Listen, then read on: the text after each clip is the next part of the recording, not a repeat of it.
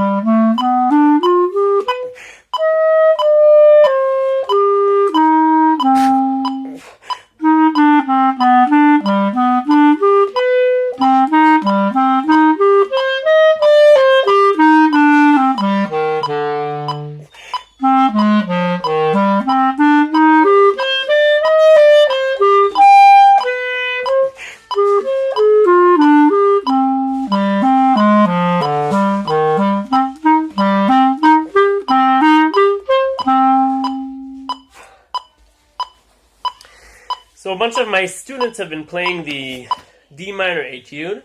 I really like it. It very much reminds me of the Schubert Winterreise, right?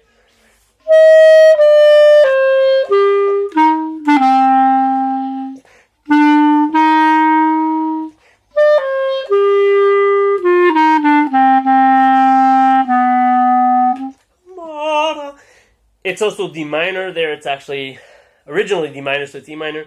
Doesn't matter. But I thought I'd make a short video on explaining how to improve this etude and different things we could think about.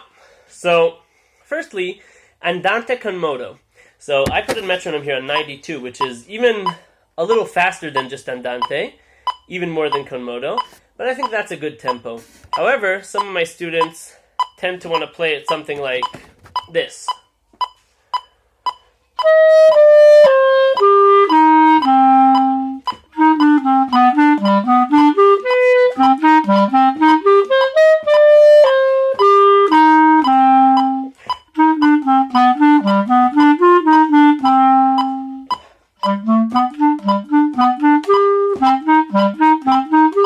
It could be done, but it's not necessary because it does not say allegro.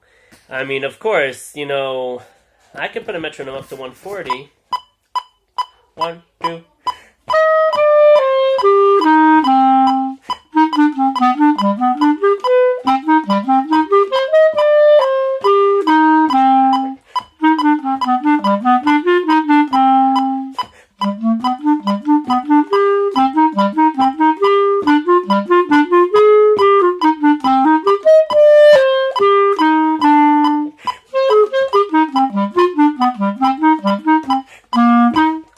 But it's not really what the etude is supposed to be. If it would be à la brève, like cut time, a C with a line over it, then yes, it would be that, or even faster. But I think it's important to try to do it as written, and it's actually harder to play slower than faster, in a way. So that's my first comment. Second, this etude is a very simple, clear, sort of ABA form. We have the theme.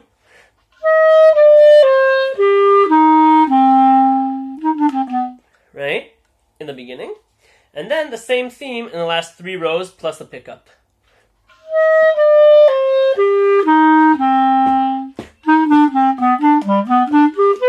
Same thing.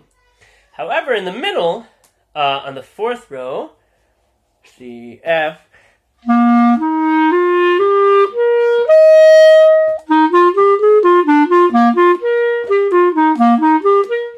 major theme. So you want to feel like there's a difference between the minor part and the major part. Difference in character, difference in the feeling that we're giving, right? So, for instance, just before I get to the major part,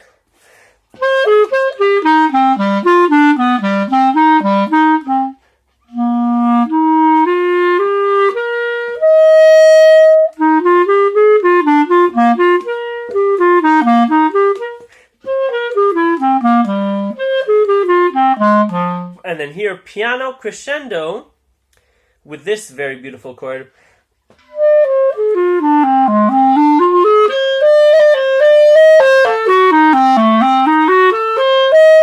It's a special moment. Let's make it sound special. It's a really nice etude. You know, some of these etudes are just boring and a little bit dull, but this one really could really ring out and really sound nice if you do what you can with it. Okay, and I'm going to dedicate a couple of minutes to correcting common mistakes in this etude. So, beginning.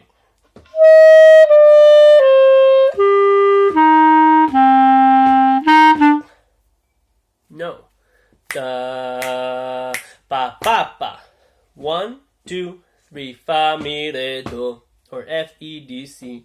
Very important to count. Doesn't matter what tempo one is counting. Students tend to get mixed up.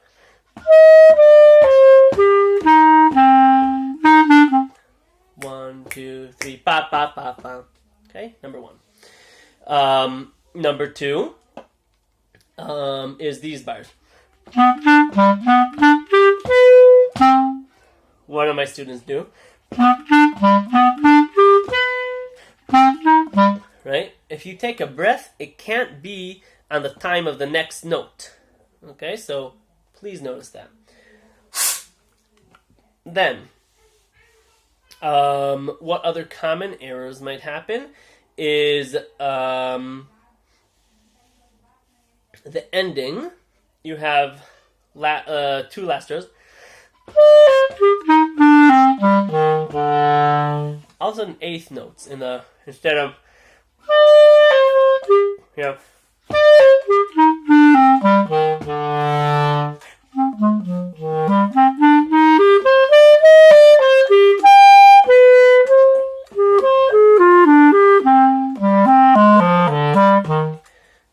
Different notes and different rhythm. Has to be focused on and notice all the low notes, all the connections, everything there. That's all I could remember right now. The only one more thing I want to add is different fingering. So most students play the B flat like this, right? The A and the register key. However, there's also this B flat, the A and this key. And there are some situations that it actually is a good idea to use that B flat because it really does sound way better. For instance, row 3 on this etude.